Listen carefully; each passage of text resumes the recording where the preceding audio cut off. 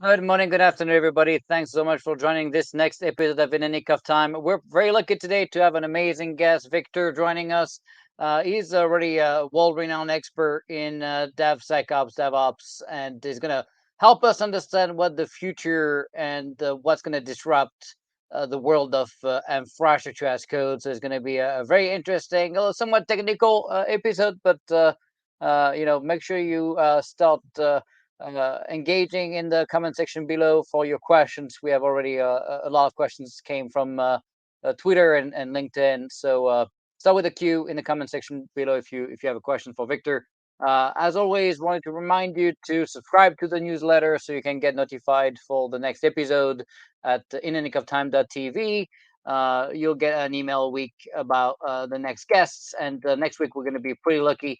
You'll see that we have Dan Lawrence joining us from Chengald, who is also one of the founder of Minikube, of Sixto, and Distroless, was at Google, and now the CEO of Chengald next Tuesday, 1 p.m. Eastern. So that's going to be also a fun episode on debunking and going to really do a deep dive on software supply chain and what to pay attention to. So with that, you can miss also the next week episode, right? Um, Again, wanted to remind you, if you've not heard of GPT, I don't know where you've been, and you should be probably not allowed on this channel here. But if you have, OpenAI, launched GPT a few months ago. We brought it for U.S. government use cases and contractors. But we also augmented it, right, by being able to ingest custom data by tapping into real-time APIs and by being able to really effectively have access to real-time query, right? Because GPT is stuck in time in 2021. So we have created personas, and we also integrated multiple models outside of GPT with Cohere and working with Google Bot as well. So we kind of the abstracted layer to ingest your data, which will work on any model and be able then to augment, human capacity, whether it's for coding, whether it's for writing things, whether it's for answering RFPs and bids, coming to conclusion in go no go flying decision for airmen. We've done a lot of pretty cool stuff. So go check it out on assay.ai. You can create an account completely free to play with it. So give us your feedback. Tell us what you think, what we could improve. Always welcome the feedback. We have 900 teams on Sage in only 5 weeks, which is pretty amazing. So pretty excited about that. So love your feedback. With that, well, wanted to welcome Viktor to the show. Viktor is the developer advocate at Upbound. Is of course a world-renowned DevOps expert. He has an amazing YouTube channel that, if you've not heard of it, go check it out with the DevOps toolkit. And of course, before his time at Upbound, he was also the developer advocate at ShipUp, and a member of the Google Developer Experts and Dr. Captain groups, and is an author as well. Big passions, of course, with what's new with DevOps, containers, Kubernetes microservices, and CI/CD and test-driven development. You can check out here on these links. You will see the DevOps Toolkit series on DevOps toolkitseries.com, the DevOps Paradox, the book on Amazon here, test-driven Java development on Amazon as well. And you can follow his blog as well on technologyconversations.com. And he's a co-host of a great show, also a podcast, DevOpsParadox.com. So with that, you're gonna welcome for me, Viktor. Welcome. So excited Hey, to have you. thank you for We're having lucky me. because you bring a wealth of knowledge, and you also are very good at explaining things. So even people like me can keep up with what you're saying. I'm a subscriber of your YouTube channel. I've been following you for many years, and you've bringing a ton of content. And I'm always, if there's one DevOps channel I keep up with, there's a lot of CNCF stuff, but they're kind of always selling stuff, right? They're always, I mean, it's always companies behind the scene, right, pushing the levers of the video selection, right? But in your case, I feel like you're not doing that, and you're doing a very good job at bringing different topics and covering different subjects. And we're very lucky to have you. Before we get started, I always, tell my guests to share a little bit about their journey. I love to hear what you've been up to and what brought you to where you are today. Yeah. So who am I? So I'm a lazy software engineer first and foremost. Lazy part is important because by being lazy meant that I had to automate myself out of the work so that I can spend not doing the things that I was supposed to do and do something else. I did almost all the roles that you can imagine, being a developer, being a tester, being a tech lead, being a manager, being everything, right? And for a while now, I feel like, hey, so many people helped me when I was young and inexperienced and things like that. Now it's my turn to give back. That's why a significant part of my time is spent simply on helping communities, right? Without any real hidden motives or anything like that kind of. And I'm lucky that I work in companies for a while now that are willing to support that, right? Not really not that much benefiting the company, but more benefiting others in a way. Yeah, that's pretty amazing. Obviously some companies are pretty broad adoption of open source, right? So you're going to find that kind of mindset, of course, with open source tied companies. Not always, but often that's going to make a lot of sense for them to also have someone like you. And that leads me to my first question, right? A lot of people had the question, right? What is a developer advocate anyway? Is it just a fancy way of saying you're a glorified sales guy selling what the company wants you to sell, or is it a different role? The answer to that question is depends, right? Depends on the company. Exactly. I normally I divide that role in practice, not in theory. We can talk about that as well.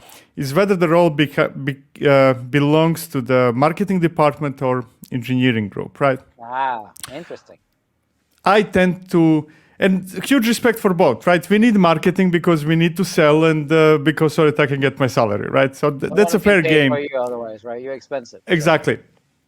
So. But I tend to, that's one of the first questions I have whenever I speak with the company about potentially joining. Hey, is this role here or there, right? And right. I continue that conversation only if it belongs to engineering department, right? Engineering product, technical part. So in some companies, that is a extension of marketing, right? Leads collection in a way, right? In other companies, like where I tend to be, is more indirect benefit, right?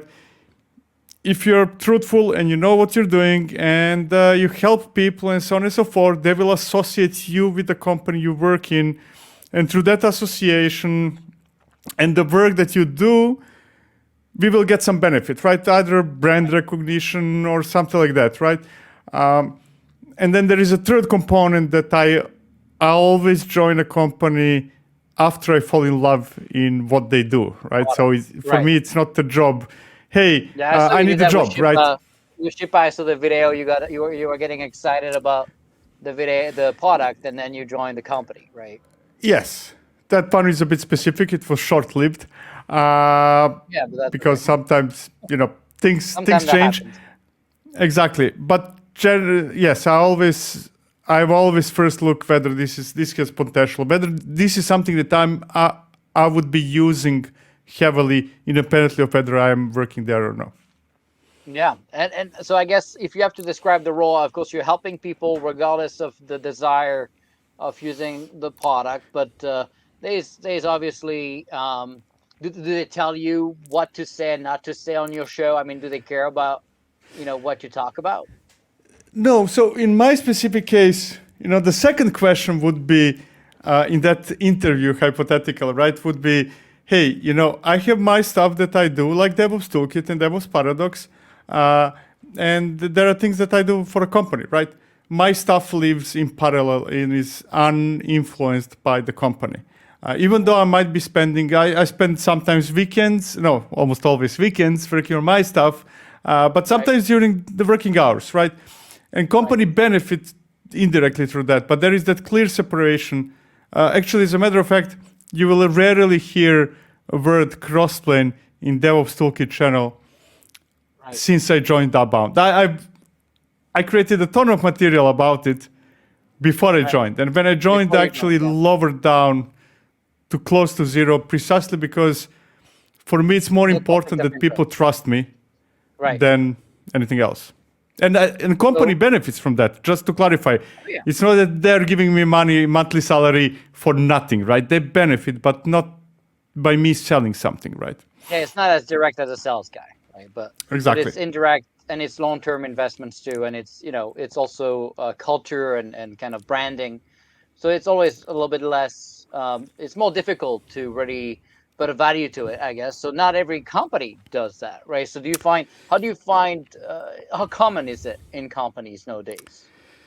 Uh, I would say that it's less common than being extension of marketing. Let's put it that way, right? Without Right. putting numbers. Yeah. And they have to be they have to be big enough too, right? It's usually not a very small company. They have to be big enough to afford it. Depends how you define big. Right. Like where I'm How right big now, is we're your talking company about now? 65, give or Yeah. take. Yeah. So relatively small. Yeah. I mean, it can be smaller, right? But not Yeah. Yeah. really It's not too small, but significant it's size. it's not big. Yeah. I mean, It's not the actually, 4 million people in DoD, that's for sure. Right. So when I spoke with Upbound before I joined about potentially me joining, actually, one of the sales guys said, "Hey, I need to join this meeting because actually, you landed our first customer, right?" I never sold anything. I was just passionate about crossplane, and right. people adopt it, and then they contact our sales, or our sales discovers them and stuff like that, and then balls start rolling. So there is that benefit, just not direct. We'll talk about it, but Crossplane is the open source version of all the open source product, and Upbound is the company around it and kind of Yes. commercializing the product. But we'll talk about that too. So that's kind of what the developer advocate is. But is it really focused on developers, or you end up talking also to managers and kind of leaders? What do you find? Yes. So I tend to go more towards, or people tend to come to me more often when they're in more senior positions. When I say senior, not only CEOs listen to me. Right, Definitely not, right? But senior engineers and then above, right? right. Including CTOs, technical So it's people not usually. technically, so it's a little bit broader than developer advocate. I guess you're like the product advocate or something. Yes, I mean I do stuff and then something useful comes out of that. I don't even know what I do anymore. You're just you. That's what you do. That's good. So tell us a little bit about what control plane. What is well? First, let's go back to the basics, right, for the audience. I mean, they understand Kubernetes, they understand orchestration. They probably see Kubernetes as an orchestration stack, right? Most people don't realize the importance of course, the data plane. I mean, the data plane we get it. The control plane of Kubernetes, the API and how you can orchestrate not just basic things, but pretty complex workload, including what could be disrupting effectively the entire infrastructure and platform work and setting up very complex stacks. So how do you explain to people what is a control plane? Control plane is a replacement for humans in a way, or partly replacement for humans, right? It's a mechanism, typically a cluster, right, that manages your resources, right? Right. So, and usually that management goes through the contracts between the desired state and the actual state, and that's sounds like it's not a big difference, but actually that's what changed the industry drastically not long ago, right? That we are not imperatively saying or even executing commands and saying, hey, I want to do this. I want this to happen and all those things. We are effectively providing control plane with the desired state, saying, hey, I want this to exist in this form. Go figure it out. You tell Right? you tell what you want, and the system will figure out how to get you there, right? Exactly. Yeah. I show you a recipe of a cooked meal, and you figure out how to make it. That's Right. not my problem, right? The ingredient is not And your problem. Yeah. How you get there is not the user problem. exactly. And that's how we got Kubernetes. I mean, Kubernetes was not the first one, just to clarify. We had, to begin with, every single cloud provider right now has a control plane. We don't see it, right? But it's happening behind the scenes. You go to AWS, let's say, and you say, I want a VM with 4 gigs of RAM and 2 CPUs, whatever the requirements are. That's my desired state. And then things automatically happen. What is happening behind the scenes, behind that request in the API, is a ton of processes that are going to figure out, okay, so where do I have available space for that VM? What should I do? How I should do it? And so on and so forth, right? And then besides fulfilling your desire, right? It's a contract, meaning it's not that only I want to Right. have that VM. I want to have that VM forever and ever. If it goes down, you need to recreate it, right? If it changes, you need to undo the changes. You need to do whatever it takes Keep it for in that state. state to be always Right. there. Right. Now, when Kubernetes appeared, and solutions before Kubernetes as well, but especially Kubernetes, it started with that in mind. And the first implementation of that idea were containers, right? So we got a control plane that makes sure that your applications packaged as container images are always running. They're there, and there are a bunch of processes like, hey, scale when this happens, do this when that happens, and so on and so forth. Now, what many people I feel are missing is that because the first contact for 99% of the people with Kubernetes is containers, there is that perception that Kubernetes is a thingy that runs my applications as containers. But it's not. That's just one of many implementations. The key there really is that it is a control plane, extensible API, so that any vendor or you as individual or you as company, you can extend it and make it be a control plane of whatever you need it to be, right? So it's not a ready-to-go product. It's something on top of Extensions, which yeah. you can create a product. Right. Interesting. And that's where you see, people creating controllers and using custom resource definitions to create custom objects that effectively, become part of the structure of Kubernetes that gets orchestrated. And you see Kubernetes operators and people obviously know Helm, but Helm is not as powerful as an operator in a day one and day two update, right? And keeping up with the state. And so Kubernetes will do the job with the control plane, right? To enforce that state. And now with GitOps, right? We'll talk about GitOps too, but GitOps is kind of, okay, we're going to store that desired state in Git, right? And that is then enforced, right, by things like Flux or Argo to really ensure that the Kubernetes cluster is always comparing the current state and the desired state in Git and always deconflicting and making it happen. And that is a very powerful orchestration stack. For me, I did a video on why I think Kubernetes is a must, even if you think it's overkill, because of some of these benefits, but also because of the cyber enforcement, right? The admission controller stuff we can do, right? There's a lot of things, right, you can do to effectively streamline your orchestration and your enforcement and your cyber visibility, your logs, your telemetry, right? How do you feel about people that like me that are saying, hey, we should really, as a particularly for the government where we have very complex systems and a lot of different teams, trying to normalize workload under Kubernetes with the right structure, the right cyber stack, the right enforcement. Did you see this as a great benefit for cybersecurity? Oh yeah. First of all, because almost all the new solutions are built on top of Kubernetes first, and then if you're lucky, things happen somewhere else. That's the state of the industry right now. So first of all, you would be missing a lot of things. And then you mentioned yourself GitOps, which, by the way, works only and exclusively in Kubernetes. There is no solution, GitOps solution, and I can fight anybody about that outside.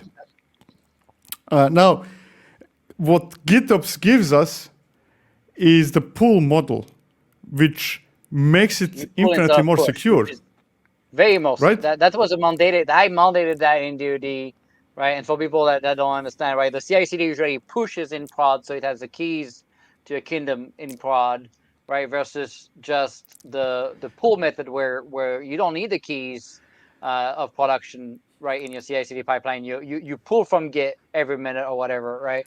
And so much more secure, right?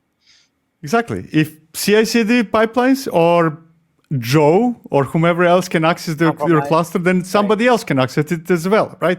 The most secure way is to say nobody can access it, Nobody. right? It's just a pull, and nothing. If effectively, you could almost disable ports and SSH and everything else.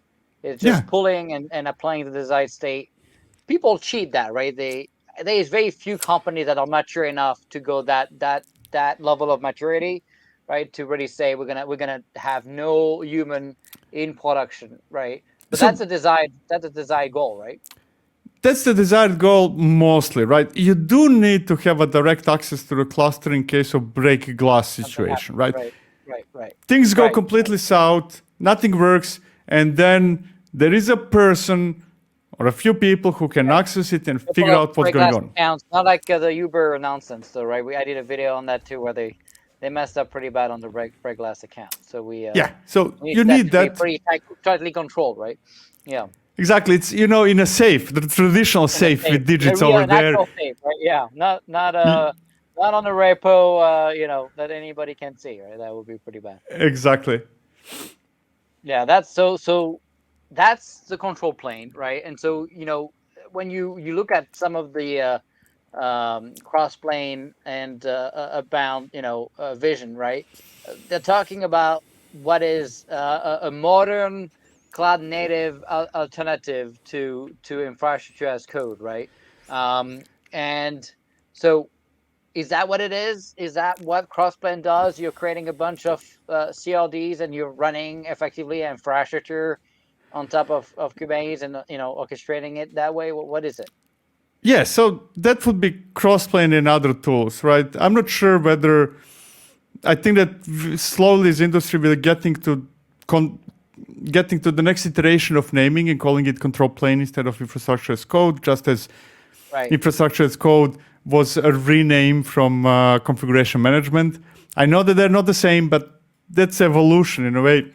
Yeah, it's But evolution. nevertheless, You always find it is, fancy names, right? So always cool yeah, names. but it is going to have to be Kubernetes for a simple reason that Kubernetes itself provides certain benefits that when you're outside Kubernetes, you don't get, right? Like, hey, if we would, you and me start designing a new solution right now, right? We would have certain requirements that we didn't have necessarily like 10 years ago. Like that solution needs to have an API, right? Where is the API? Kube API, perfect candidate, right? It needs to be extensible so that I can keep adding the types of resources that I manage. Again, that's what Kubernetes gives you. It needs to have the capability to detect the drift, the differences between what I want and what something is. Again, Kubernetes has it, right? And so on and so forth. So it is designed with all those things in mind, Kubernetes as well. And it would be almost silly to say, I'm going to Rebuild it. start from scratch today, design the solution that requires extensible API, that requires drift detection, reconciliation, and so on and so forth, and I'm going to ignore all that and start from scratch.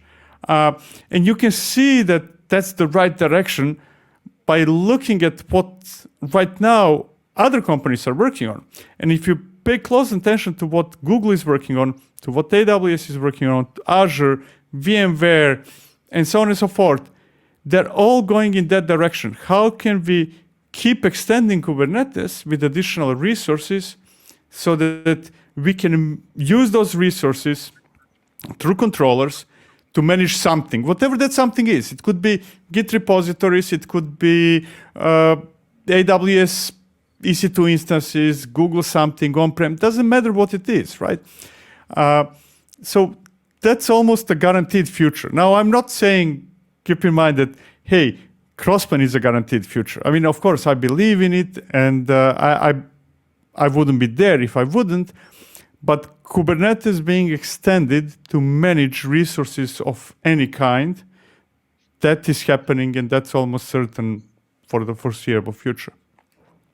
So effectively, you end up having custom objects in Kubernetes to use the extension of the API to then orchestrate resources outside of Kubernetes as well, and instead of writing a bunch of Terraform, charts or whatever, you end up, back to YAML and just orchestrating it in a Git repo in a GitOps fashion. Is that kind of what Crossplane would bring to the table as well?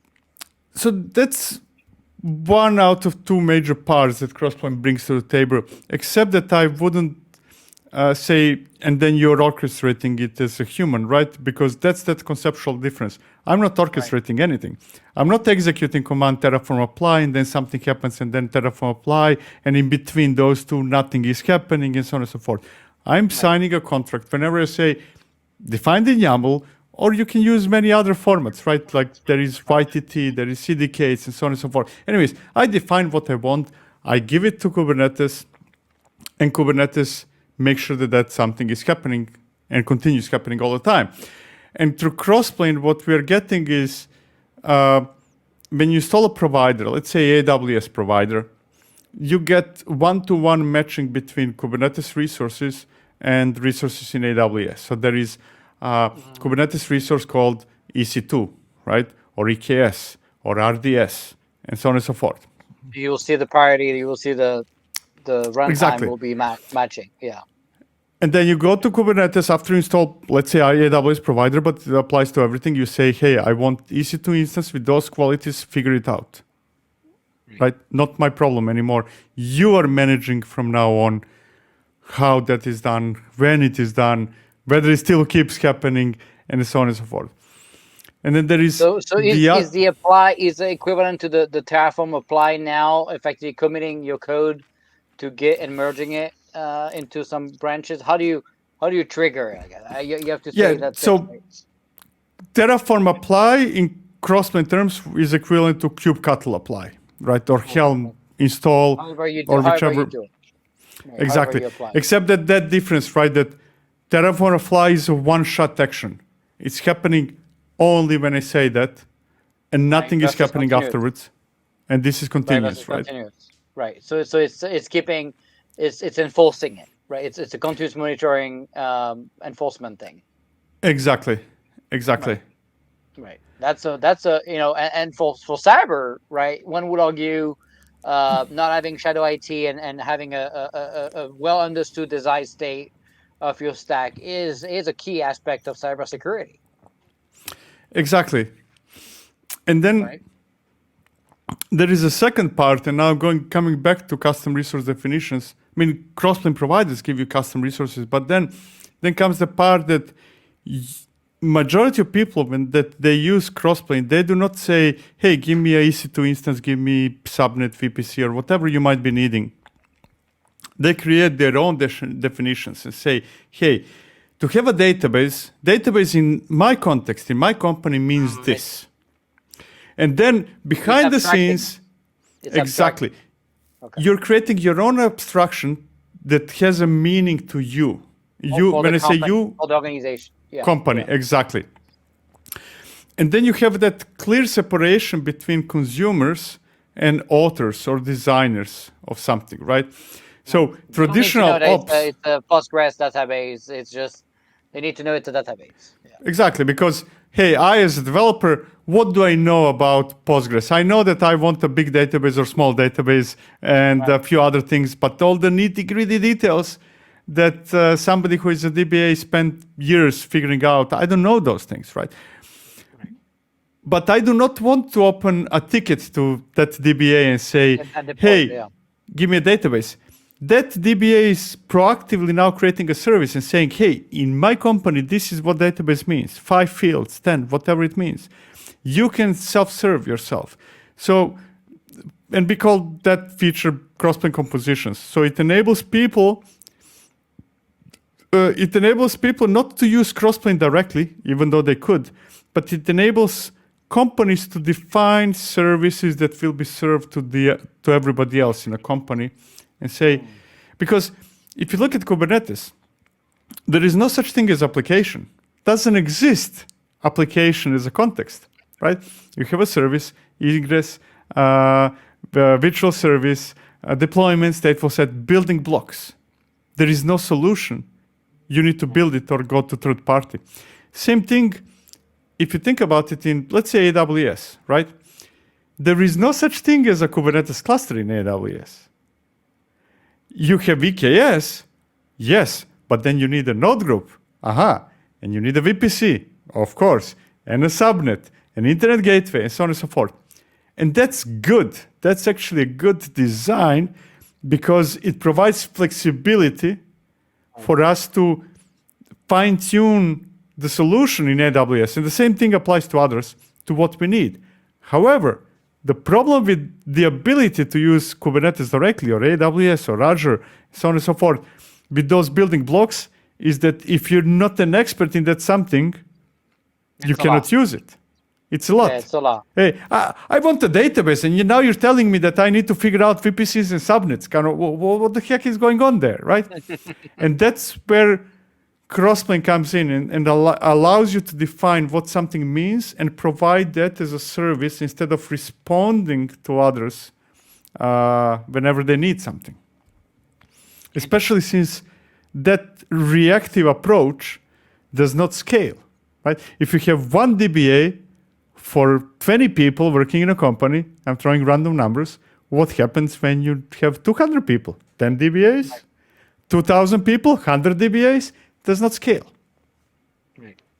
Do you see also people, so like for my company, right, with Sage, we have, 6 it's pretty lightweight, 6 containers, ingresses, and the next whatever, right?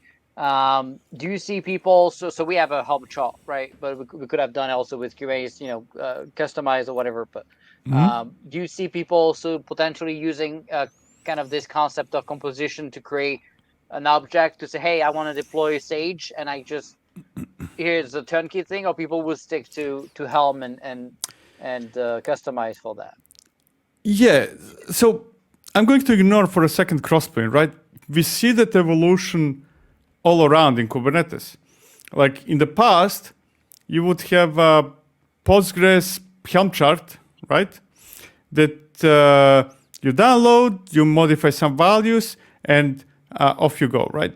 What is happening, and I'm using Postgres just as an example, today you will most likely go with an operator from this company or that project, whichever it is, that would, instead of giving you a Helm chart with 57 different files, it gives you a single CRD and say, create resources on this. Everything you need is here, and all the details are living in a cluster. Right. So it's almost like moving the templates part of Helm into the cluster and being left only with values and trusting the cluster to know what to do with those values instead of figuring it out from the client side. It used to be a bunch of environment variables or whatever settings, right? They end up in the YAML of that object, right? Exactly. But would people use Crossplane, right, to now do that management of that kind of app? Yes. It's not I'm just trying for to be infrastructure databases and stuff, right? It's also for like your actual microservices and your actual workload. Because right. Compositions really, Crossplane providers give you those resources that match something like in AWS or whatever that something is. But Crossplane compositions are really not directly coupled with Crossplane providers, right? Compositions are a way to say, hey, when you say this, I need to create and manage X amount of resources in Kubernetes. Now, whether those resources happen to be coming from Crossplane itself, like EC2 instances, or they're just Kubernetes resources like Ingress, does not really matter that much from composition perspective. Composition is a way, exactly, to create a tree-like structure of things that should be happening in Kubernetes. So yes, doesn't have to be always Crossplane resources. And so I assume you bring turnkey templates for things like EKS, right?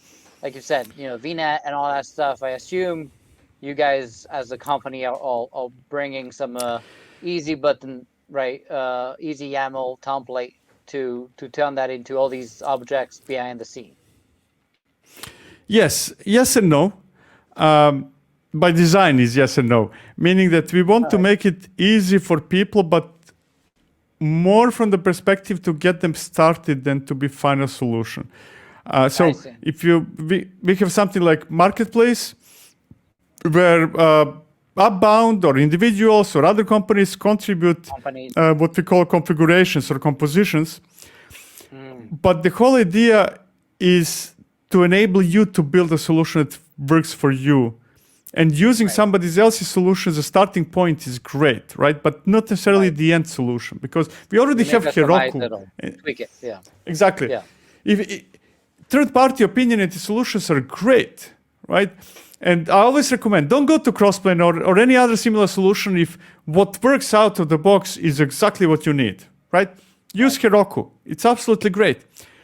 But when you get from this fulfills 100% of my needs to any number lower than that, then we are talking about the ability to customize the solution to fit your needs. And that's where we enter with compositions. Do you find it to be a maturity thing? So usually, people getting started, they're going to get away with the opinionated stacks and maybe, some existing basics templates, but then they learn, they improve, and then they're going to want to, become themselves more opinionated and tweak stuff. And so that's where opinionated stacks become a problem, I guess. Yes, it goes with size and maturity. Um, it was very common, including myself, like in the past. Hey, we start with Heroku because I'm a company that has 5 people. And with 5 people, I'm not going to have dedicated DBA and dedicated this or dedicated that, right? Those solutions were great. And then your Can you tell for needs people that don't know change. what, can you tell for people that don't know what Heroku is, what it does quick? Yeah, so Heroku is what we usually use as an example of a solution that was very successful that provide very opinionated way to, in this case, manage applications. So I'm not sure when it went live, probably some 10 years ago or more, maybe 15. Right. Anyways, it allowed us to say, hey, this is the code of my application, run it. I do not know about servers.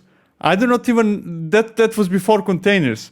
It was actually running containers in some form behind the scenes. We did not even know about containers. It simply literally was, here's the code. That's all I'm going to tell you. Run it. Figure out infrastructure. Figure out everything that is required to run that code. It was almost a holy grail, and it still is, in a way.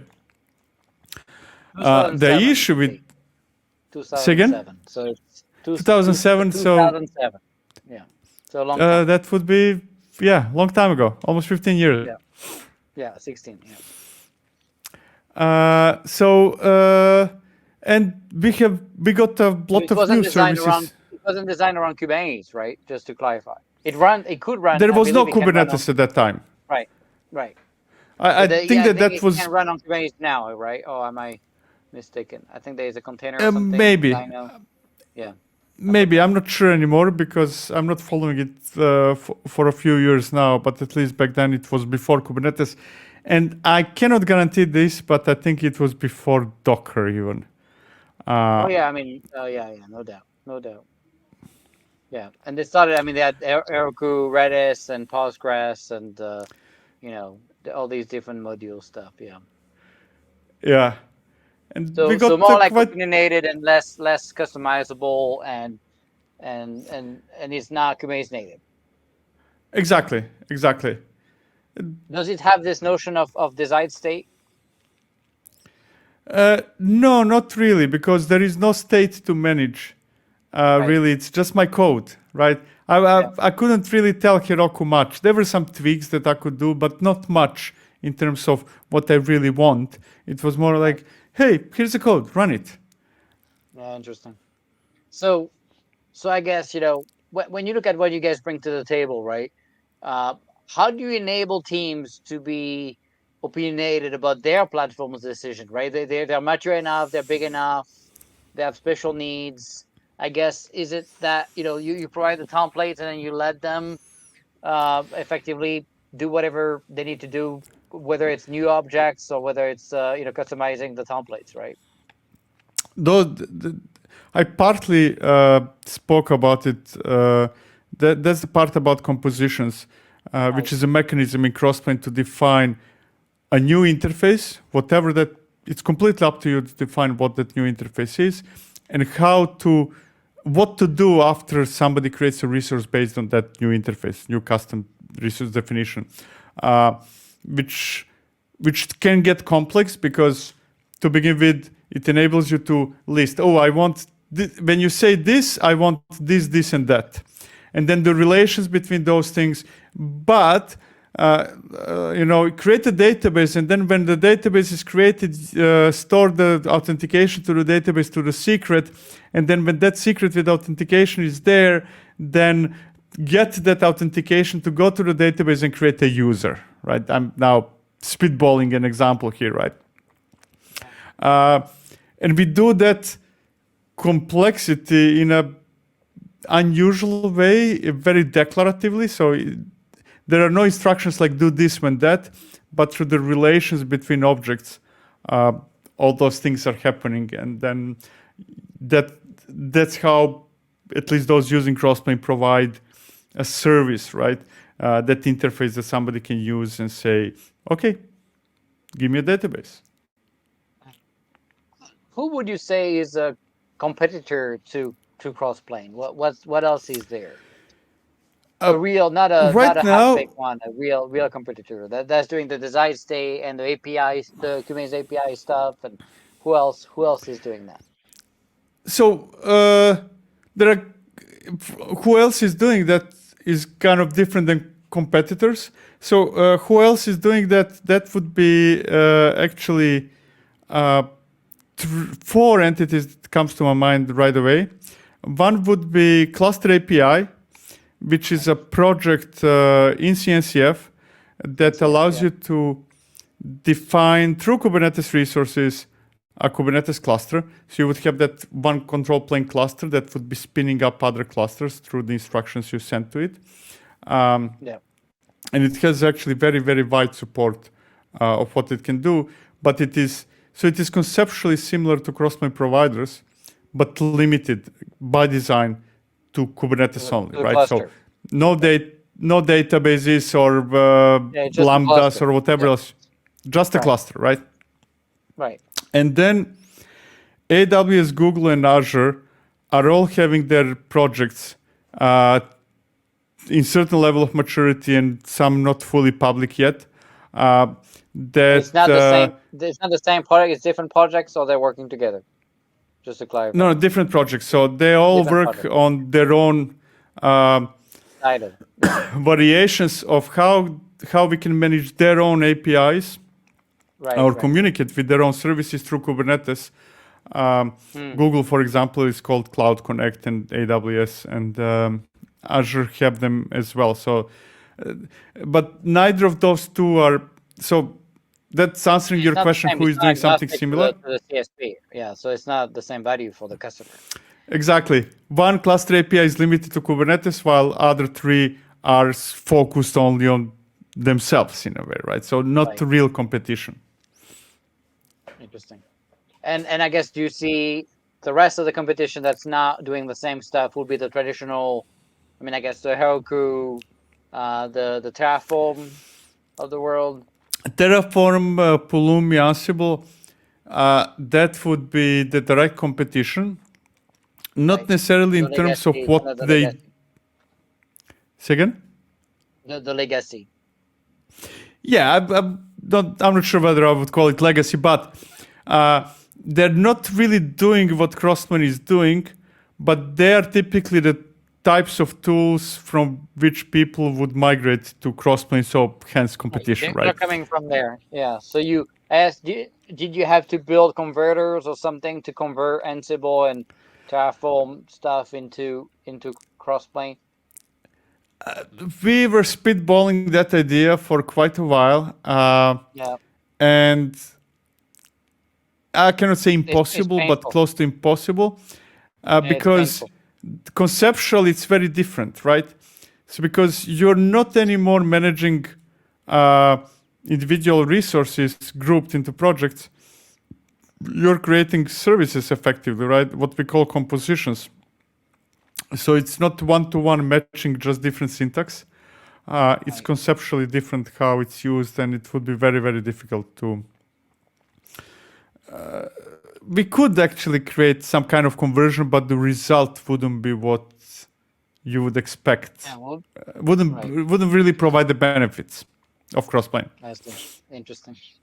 So, we talk about opinionated, right? And obviously DevOps is shiny. A lot of people get excited about Kubernetes, and you see a lot of development teams forgetting they have to build software and instead focus on the shiny, cool Kubernetes stuff, right? They get excited about all these fancy tools and all the pipeline stuff. And we've seen it in DoD where, there's so much vacuum going on. And, we created this central platform team called Platform One to be able to consolidate, all this platform engineering work, which is complex and painful and takes very special skills, and particularly when you add the cyber piece of it, which most people forget about. Um, so, at what point do people really need to be opinionated about their platform, or should they just get used to using turnkey stacks like OpenShift or Rancher or whatever? In a way, both. At least that's what I feel. Yeah. Because tools that you mentioned, like OpenShift Rancher, right? They're great tools. They're somehow opinionated or not, but they're focused on very specific personas, right? Rancher, for example, is for somebody who lives and breathes Kubernetes. I'm a Kubernetes expert. I want to manage Kubernetes. Rancher, great. Where we are going is a different direction, right? It's rather how can that person create something, a service for somebody to consume who is not necessarily on the same level of expertise, because I cannot effectively give my tools to everybody else and say, you know what, I spent 7 years with this tool, use it. Doesn't work, right? Right. Right. So below crossplane, you can have, just as you can have GKE in Google or EKS in AWS, you can have Rancher or OpenShift or this or that, right? So it's a layer that sits on top of ops tools. And I'm generalizing now. When I say ops, I mean, both security and sysadmins and whomever is not working on application development, right? It's almost a way how to take those a number of platforms and tools and so on and so forth, and instead of giving 100 of them to everybody else and say, hey, now use OpenShift and Rancher and this and that, you're actually creating that layer and saying, here it is, right? This is a platform for you. And behind the scenes, there will be a bit of Google, a bit of AWS, a bit of Rancher, a bit of RDS, a bit of whatever it is. It's a way to create a single interface that serves myriad of tools that you're familiar with, but the rest not. Yeah, that makes sense. So I guess, the follow-up question to that is, at what point is it just ego? What sometimes you have, a couple of tools as options, right? And if you go with something like OpenShift, very opinionated, probably the most opinionated stack on the planet, in my opinion. And so, sometimes developers, like something just because they like it, right? And they have a tough time explaining why, right? It's just a personal preference or whatnot, right? But then they're going to justify that personal preference as a reason for the leadership to say, well, we can't use OpenShift because it doesn't have my fancy tool, despite the fact that it's not that fancy and it's just my personal preference. So how do you balance, as a leader, right? If you advise, CIOs and stuff, right? I've seen it where, people would come with a fancy tool and I'm like, well, we don't have that one, but we have this one. Is that good enough? And they're like, well, I like this other one. but I'm like, okay, but what's missing, right? What feature don't you have? And at what point do you push back and be like, okay, we can't support every tool on the planet, so you're gonna have to stick to these five. I see it differently from a maybe deeper level. Yeah. I'm a huge proponent of, let's call it self-sufficient teams, meaning that this is your project, this is your application. You're 100% responsible for it from beginning to the end.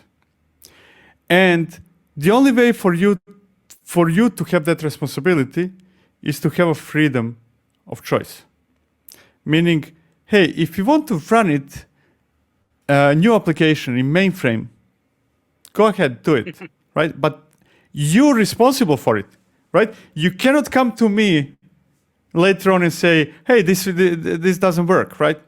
And a hypothetical I'm a, let's say, ops person, right?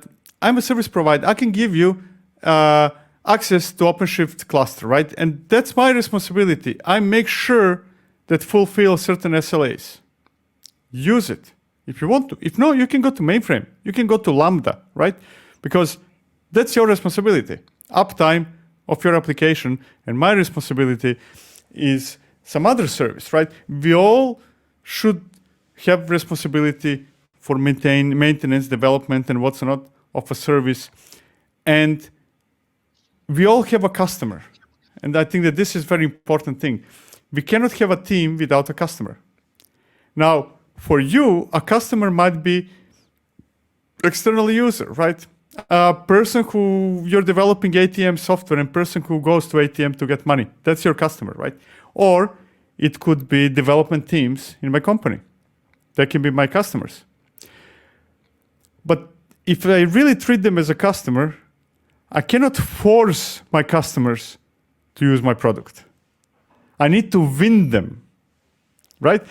That's the only way how I will do my job ultimately well. Because if somebody in a company says, everybody is forced and has to use from today on everything that Viktor builds, then I don't have a strong incentive to do well, right?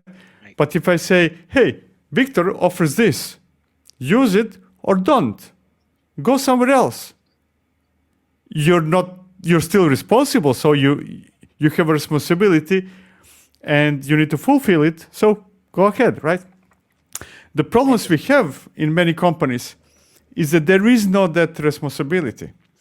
If you look more traditional companies and say, okay, so there is a team that writes code, and there is a team that tests, and there is a team that does the infrastructure, and there is a team that deploys, and there is a team that makes sure security. Who's responsible for that product? Yeah. Right. Nobody, right? Nobody has incentive to look beyond a tiny shoebox they're in, right? Nobody understands what's really happening. You see only a tiny part of it, right?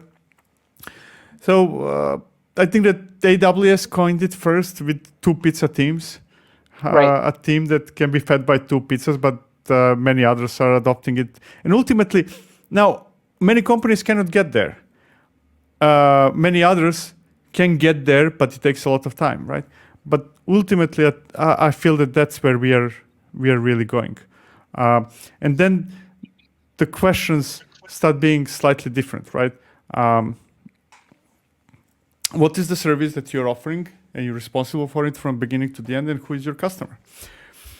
And if that service is, I make sure that OpenShift is running, use it or don't. Right. That's very interesting. So, obviously the SLAs will drive that, and I agree with you, but I have exceptions. Okay. So the way I think about it is, there are a few services in an enterprise for cyber reasons that need to be coordinated. For example, identity management, or for example, zero trust policy enforcement point, or getting all my logs and my telemetry into some type of a SIEM to get enterprise-wide visibility of what's happening on my network. How do you think of these services? I agree with that completely, right? Uh, I think that when I probably didn't explain well, when I said you're responsible, I mean you're responsible and those are the requirements. Like, hey, your Right. So logs there are need to be requirements shipped with it. in a. Yeah. Exactly. I mean, Right. so it's not Yeah. you're responsible. You can do whatever you want. I'm not telling you how to do it, but there are certain requirements. It needs to scale to a certain number of users. It needs to ship logs to a central location from where we can debug issues and so on and so forth. So there are certain requirements, or it needs to be secure. It cannot expose ports, or it cannot. Right. It needs to have mutual TLS between applications and so on and so Identity forth. Right? management and all that stuff. Yeah. Exactly. Now, there are other teams that can help you with that. So I don't expect any single person to know all that. Not at all, right? There are other teams that will help you with that.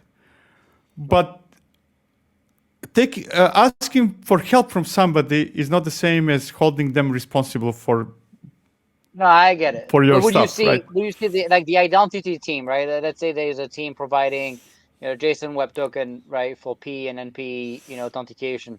Do you see that Yeah. team? I mean, for me, it would be a mandated team. You don't have a choice. So effectively, that team would have less incentive to make a good product because it's true that they're mandated. But people will complain, obviously. So But would you see that as a mandate, or like people could still do their own identity stuff with shadow IT stuff, and you know, if you can prove that you're fulfilling the requirements, right? then yes, right? Yeah. So you say, we need to have tokens that are XYZ and this like that and so on and so forth, right? Those are the requirements.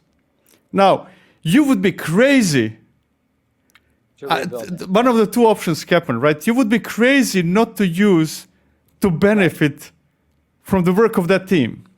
Or you might say, this is so bad that it makes more sense for me to fulfill those things, to do the same thing from scratch. And if you choose the latter, that's a clear indication that there is something wrong. Wrong with the enterprise service. Yeah. Exactly. But you will not discover that there is something wrong. That's how you will track the success of that team. But in a way, right, the issue we see in the government, right, is first, two pizza team is great, but the fact is each of these teams, could be, effectively growing to the point of becoming massive, and so they could potentially have enough money to build a 10,000 people team. And so they could say, well, the enterprise services are not really meeting my requirement just because it's not doing 1% of the stuff I need.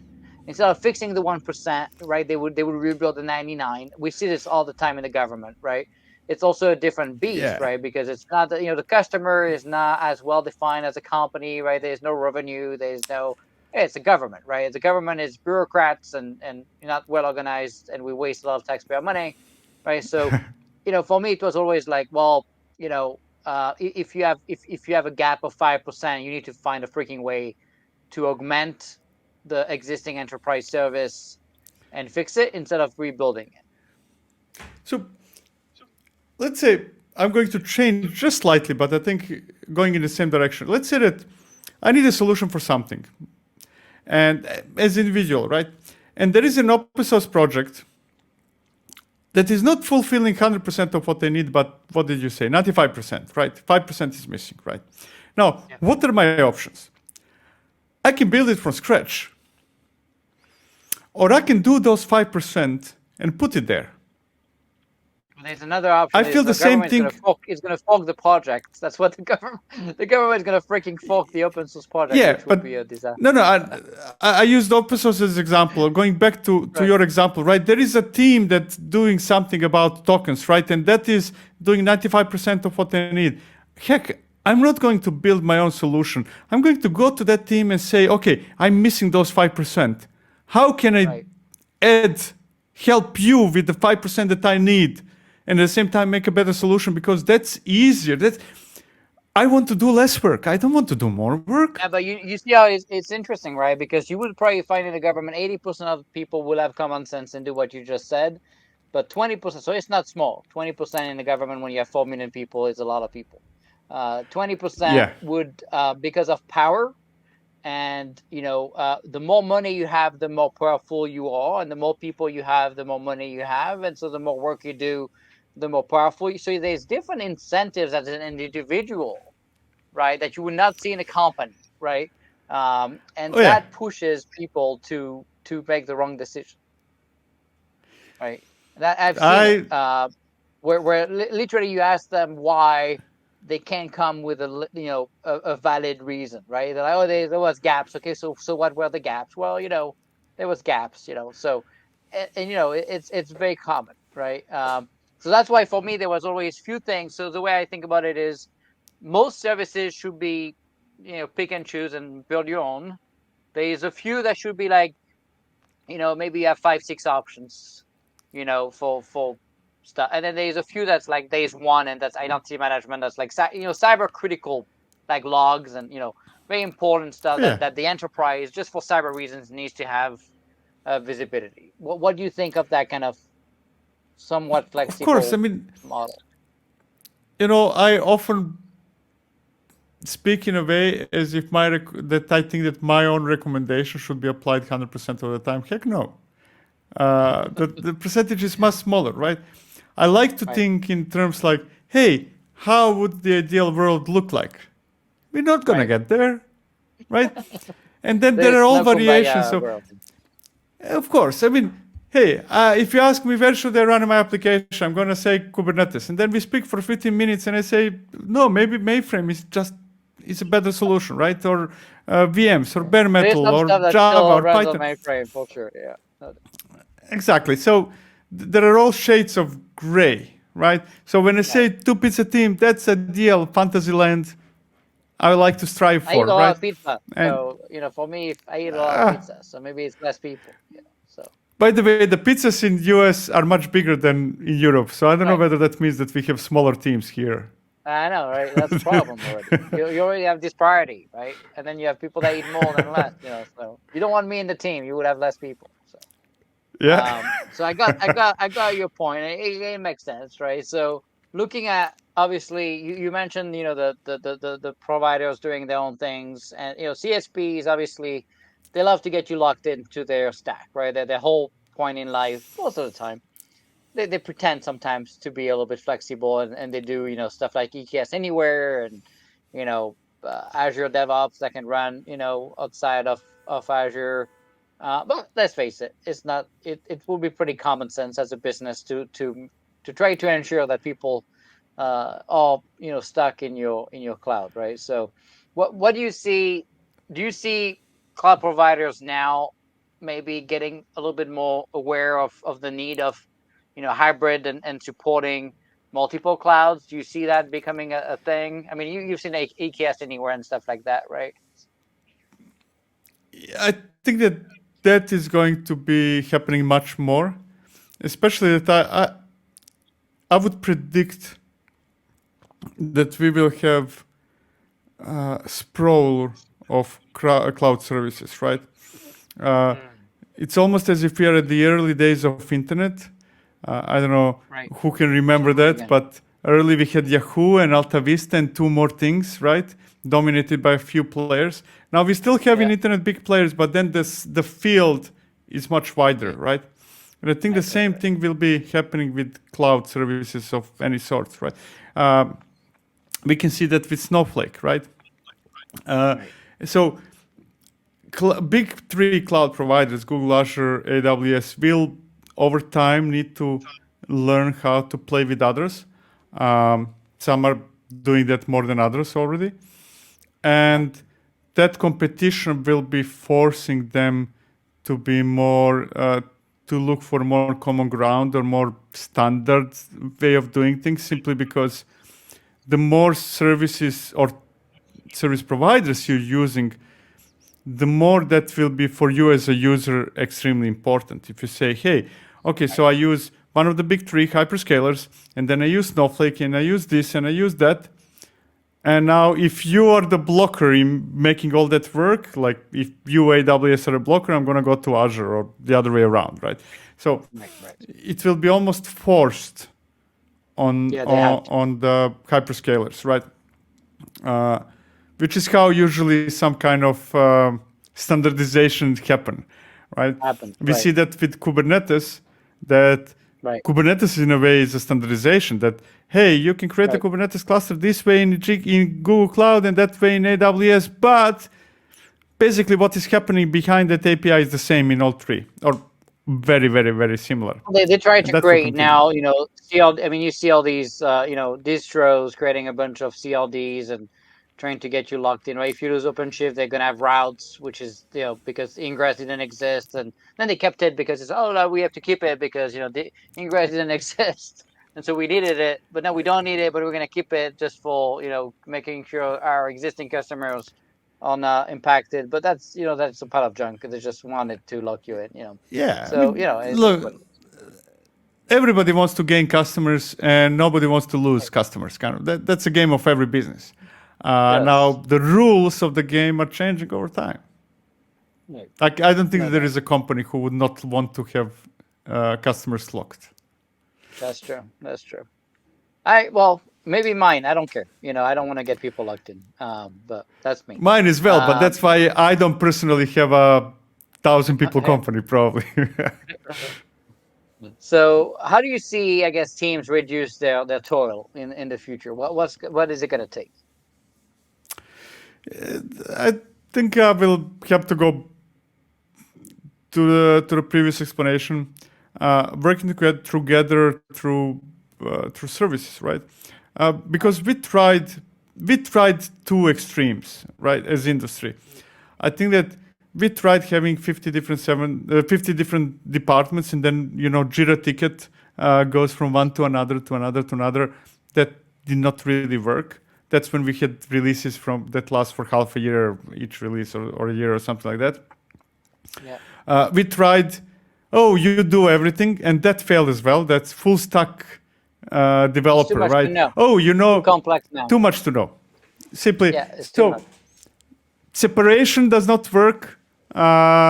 Knowing everything does not work, and the only option left is really to work together, but not together. Kind of, hey, whole company is one big multi-thousand people team, right? But by providing services. Hey, I know how to do pipelines. I'm going to give you pipelines as a service, and you can just define this and that, and off you go, right? So if it's internal teams that work towards benefit of others within an organization, they need to become to others the same as what AWS or Google or Azure or Snowflake is for them, right? Same type of operations. I don't do things for it. So same like AWS. You cannot go to AWS and say, dear AWS, you write email. Please, I need 3 VMs. You cannot do that, right? You can, AWS created this service. You consume it. You have interface, web interface, UI, CLI, whatever people need, and you consume it, and they make sure that it's running, and you make sure that you request it or create it yourself. Same thing needs to happen between teams, so that they live happily ever after, right? More productive, more scalable, and all the jazz.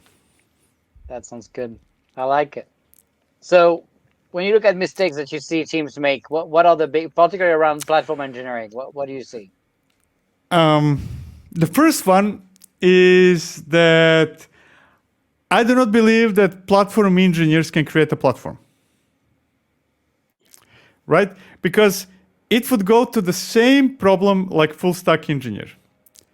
Because if you say, my team is going to create a platform from 0 to 100%, that means that you need to know everything you need to know about databases, about cloud, hyperscalers, about Kubernetes, about everything, right? You cannot do that.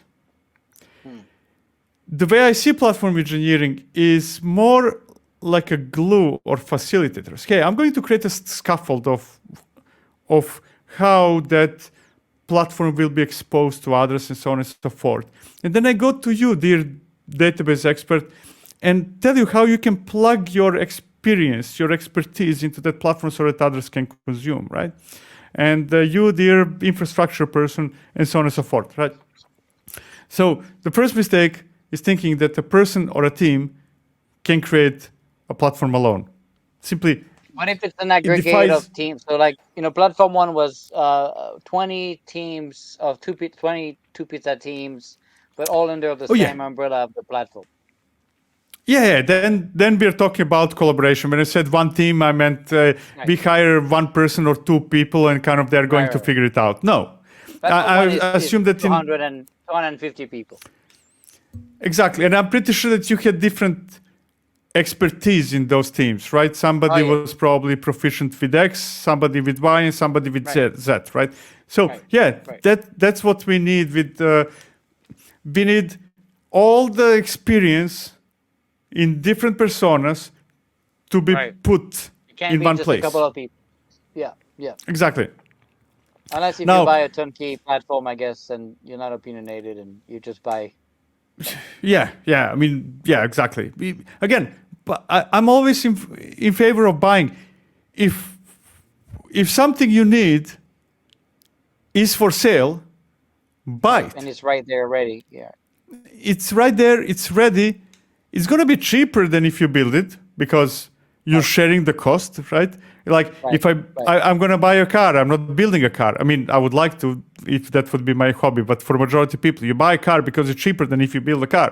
Now, if you say, "Hey, my car needs to fly," then okay, you need to build it, right? Because all of a sudden your needs are different than what is on right, the offer. right. Makes sense. So, what's next after this, right? What's the next big thing beyond this? So I'll start with two, right? There will disappearance of Kubernetes. The first big thing. And when I say disappearance, I do not mean that Kubernetes will literally disappear, but it will disappear You won't see it. It's from going to be behind us. the scene. Exactly. Just like it will have the same fate as hypervisors. Everybody Right. who creates today a virtual machine in any of the Right. providers, including on-prem, is using hypervisors, and Yeah. vast You just majority of don't. us Yeah. do not know that there is such a thing as hypervisor, especially how it works. Yeah. So I think that's and we can see examples of that. Like my favorite example is probably Azure Container Apps, right? Here's a container, an image, run it. It scales. It does a lot of funky stuff. You never see Kubernetes. Right. It's just behind the scenes. Yeah. That's one. Now, what I'm curious, given that I'm So in that space, like cloud you said native, two things, right? exactly. There was two. And this is Okay. more speculative. That I know it's coming. I just don't know what form will it have yet. I'm curious to see how will artificial intelligence extend into what we're doing, right? Right now, and I'm going to keep using Kubernetes as example. That applies to many other things. It's still not really making choices. It is making permutations within constraints that we give it, right? Oh, for every It's not 100 small. requests, Not small. Yeah. no, there is no intelligence of any form of way, right? I can tell Kubernetes, hey, for every 100 concurrent requests, create a replica, never have less than 2, never more than 10 replicas of my application. Right. Scale up and down, Right. but there is no decision making in Kubernetes in that terms. It just says, okay, what's the number of requests? 107 means 2 replicas, according to the rules that Viktor gave you, right? Yeah. I think that we will be moving towards those decisions being Small. more intelligent. Yeah. Yeah. So potentially impacting SRE and ops and stuff like that, and even maybe writing the YAML to begin with. Oh yeah. So except I would say not impacting, enabling. I like that word, right? Because everybody's scared. Oh, will that mean that I lose my job? Oh, now ChatGPT can write code for me. Do I lose? No, you're being enabled. You can do more. That's the way I sell it. Although there's a debate about that. Some people like to pretend things are not going to happen. Doesn't mean it's going to not happen, right? It's good to keep track of what's going on in the world because people have a hard awakening when it's too late. So. You So in either fact, adapt. that's my next question. Right, you have to adapt, Okay. right? And Yeah, that's you actually adapt or my next question to you. exactly. Yeah. So I don't know whether it will be Jet GPT, right? But technologies like Something like, GPT, that's a disruption that is already happening, oh and yeah. I mean, there for is no my stopping it. company, GPT wrote 90% of my UI, my backend, 100% of my SQL, all my YAML, right? So it's taking one developer and turning it into probably five. So you can also debate, Exactly. would I have hired, marketing people to write the LinkedIn stuff and the posts and the YouTube scripts I write, and all my last 7, 10 YouTube videos were created by the bot, right? My logo was created by the bot, right? I mean, it's just, so I could have hired a designer. I didn't do it, right? So we can pretend it's not going to disrupt, but it is going to disrupt, right? At the very Oh, least, it's going to either augment or at least, you're not going to hire the extra person you were going to hire, because now one person can do five people's job, right? So either way, it's disrupting. But what do you see specific to the developer world? I'm sure you play with GPT, and what's your take on for specific to developers, right? I see a very good ability to command code and convert into Node to Python and Go, and you know all that stuff. Regex. I mean, oh, you wouldn't believe the regex I did with GPT. I hate it so much, and it's able to give me the best regex. You know.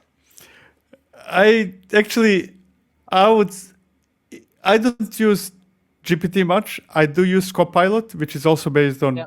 Which is GPT anyway. OpenAI. So you use, Exactly. yeah, same one. And I would say that if for some strange reason a company where I work at would say you're not allowed to use it, I would rather quit the company than stop using it. It became indispensable. I cannot work anymore without, in my case, Copilot. How much do you feel like it Bec- augments your time? How much are you talking, like 10%? For me, I think it's more like 60 to 80%. But how much do you think it is for Something you? like that, probably. Or no, I think that more than double, Yeah. because I see Yeah, myself. to write all this stuff from scratch, it's a lot of work. No, especially since Copilot, at least, I see that how it's advancing over time, and I see how it understands the context of the project. I It's use insane. Visual Studio Code, so Yeah, me too. I see it's helping me by removing the mundane work. What in the past would be, Yeah, all hey, if you're the writing boring stuff, which takes time, takes tremendous time, right? exactly, and I can focus on more on what matters On the because let's face 10%. it, most of it, exactly. Yeah. My typical example of what does not matter is if you wrote Java in the past or now, writing getter setters. Hey, there is 200 getter setters. We all need to write them, and nobody Right. knows why. I Right. mean, Right. I know why, but kind of Right. why do I need to Not write everybody it? does. Yeah. Yeah, and it's also making it widely accessible to everybody, right? So I'm wondering also, like, the impact on effectively anybody can now write stuff. I mean, it was already the case, right? It was, you go on Stack Overflow and you copy and paste stuff and it works more or less, right? Doesn't make you a developer, but it's interesting how it's democratizing maybe access to code, I guess, a little bit.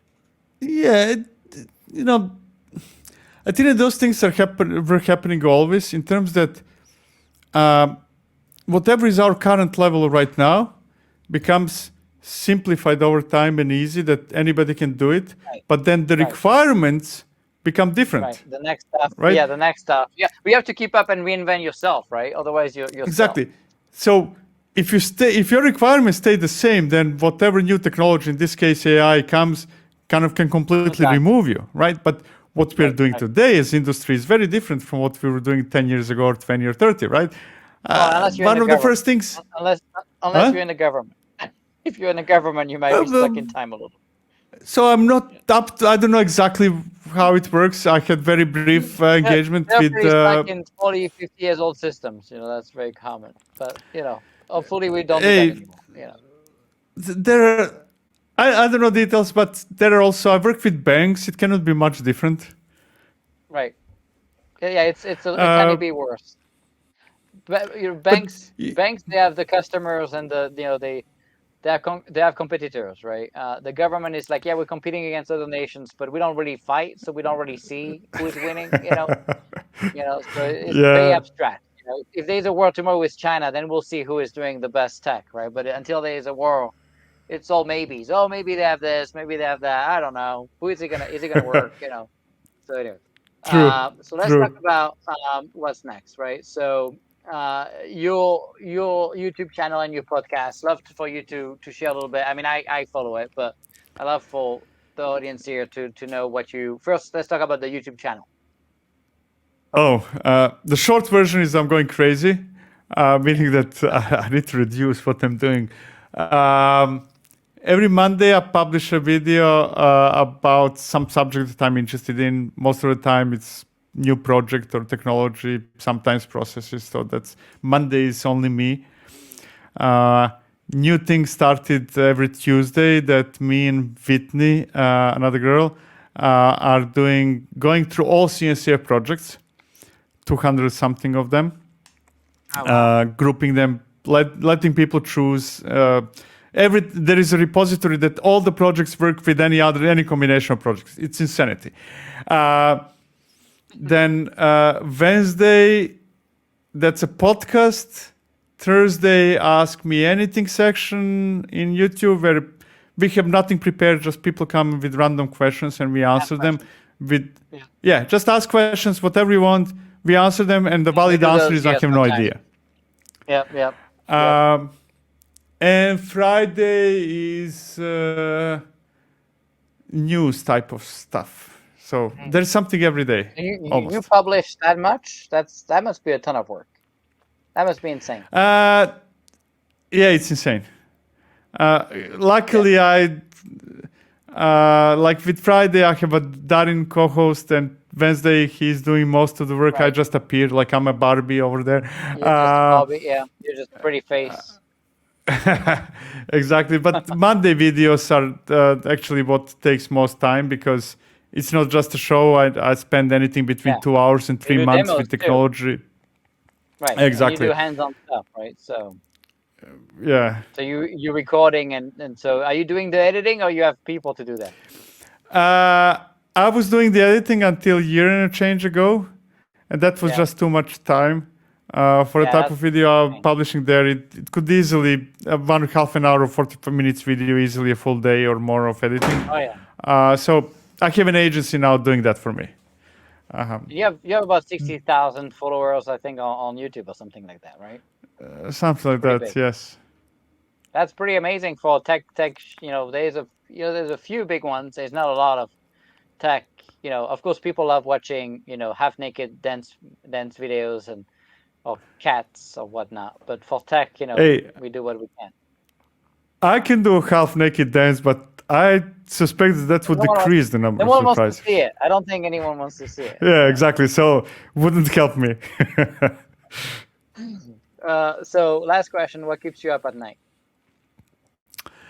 I just work too much, so not much keeps me up at night. I don't sleep much. Right. How many hours you sleep a day? On average, per night? Probably 5, something like 5? that. Wow. Holy cow. Yeah. That's tough. But right now it's really trying to figure out what will happen with OpenAI and other similar things. It's a disruption, but it's much easier to see how disruption will play when you're inside it. Like if you ask me what will be the disruption within cloud native or Kubernetes, I would be better able to predict. Because you're in it, yeah. You're inside, right? You have inside information or part of it, right? But with AI, it's not my field. So it's very hard for me to figure out. I know it's huge, kind of. I know it's coming. I know it's going to change how we do everything, including software industry. But I don't know yet how. And it's very hard to, 95%, and this is not valid only for AI today, but for all the hype things, vast majority is noise. Right? And now it's And bit people clearer, see the but negative it's things, right? It's always interesting how, for me, I created a company around it because I saw the potential, but most people were so focused at the time on, oh, it's making mistakes, it's wrong. I'm like, yeah, it's 5% wrong, it's 90% right, and you're talking about that's what people do, right? They always criticize. It's just so exhausting. Nobody's happy that's anymore. part of the human nature. That's what humans do, not only to AI but to others humans. It's always spotting Right, others' mistakes and not right, even realizing how many you are making, right? right. It's interesting because for me, I was always able to like look at new tech stacks and new innovation and see, particularly in B2B, what the impact of the technology is going to be. Right, I founded 13 companies and 188 products that I sold to 45 Fortune 500, and I just have this capability, I guess, of being able to project, what a product like this could do in retail, banking, healthcare, whatever, right? I picked the government on this one because I knew that everybody was going to rush, right, to help pretty much every market on the planet, education, retail, and I see like there's probably more companies created around GPT per day than there is of anything else right now. It's kind of insane, right? So you want to have something a little bit different, right? And of course, with our background, we also wanted to make sure the government, right, has the best access and rapid access to this because Beidou in China created the equivalent, and so we don't want to be the one without it. I think everybody understands that you don't want to Oh be the yeah. one lagging behind. That would be pretty bad, right? So yeah. So Oh yeah. how do you last question? How do you keep up? Right? How do you learn yourself? Who do you what do you do? You go on YouTube channels? How do you need to find so much content for your channel? You must have the trove of information somewhere. So if you ask me that question like 10 years ago or something like that, I would say, hey, those are the books I read. Currently, those are the videos I watch. Or over time, I move closer and closer to the edge. When I say edge, I don't mean edge computing, but latest and greatest. That none of those things work anymore. So I search for projects, go through the code. Usually there is no yet documentation even, right? So my main source of information is either random projects. I literally search for projects randomly, and then Randomly. 9 out of 10 goes to trash.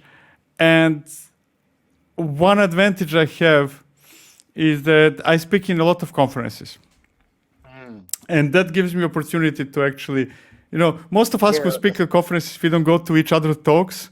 We just spend right, time in corridors, and then I'm surrounded from people right. doing Who cool, mentioned stuff? innovative things. So it's Right. inside information, chit chat, usually after a drink or two. That's a good idea. And are you following any channel, any YouTube channel that you find interesting that you watch? Not not much really. Mostly because again, I get most of the information directly from people. So I'm pretty sure that a bunch of people who I meet all the time in chat, they have YouTube channels, and I don't even know that they do. Uh, Shame on you. which ones I do know and admire. Brett Fisher is absolutely great, Yeah. and Raw Code. So if you would ask me, give me two: Brett Fisher, Raw Code. Well, I cheat because I follow you and you do all that stuff, so that way I don't have to do it, right? So that's even easier, That's right? that's the trick always. Everybody kind of like you find your niche, what you really do, and then figure out how to get everything else You from go talk to others. conferences. I hate conferences, so I only go when I'm paid a lot of money. So you go to conferences, and then I'll listen to you, and then I can tell people. That's how this works. There you go. That's a It's pattern. a chain. It's a chain of information. Well, wanted to tell you thank you, right, for your time and all the information you gave us today. This was so exciting to have you. I always give the guests the last words. So we love to for you to give us the parting words. And obviously people can follow you. I have all the links here on the bottom of the screen. But over to you for the last words. I just like helping people. So one of the things I didn't mention, but I should, I have an open calendar policy. If you just ping me on Twitter or LinkedIn, you'll find me easily. You have a problem, I can help, or question or anything, just ping me and I'll do my best. All right, here we go. So next week, next Tuesday, 1 p.m. Eastern, as always, we're gonna have Dan Lawrence from the Chain God CEO, and he's the founder of Sixto and Minikube and Distroless at former Google. Great innovator. So it's gonna be fun. Maybe not as fun as you, but that's okay. We'll take the second best. And with that, everybody keep up the great work, and let's make sure our kids have a fighting chance at winning against China 20 years from now. Stay safe, everybody. Thank you.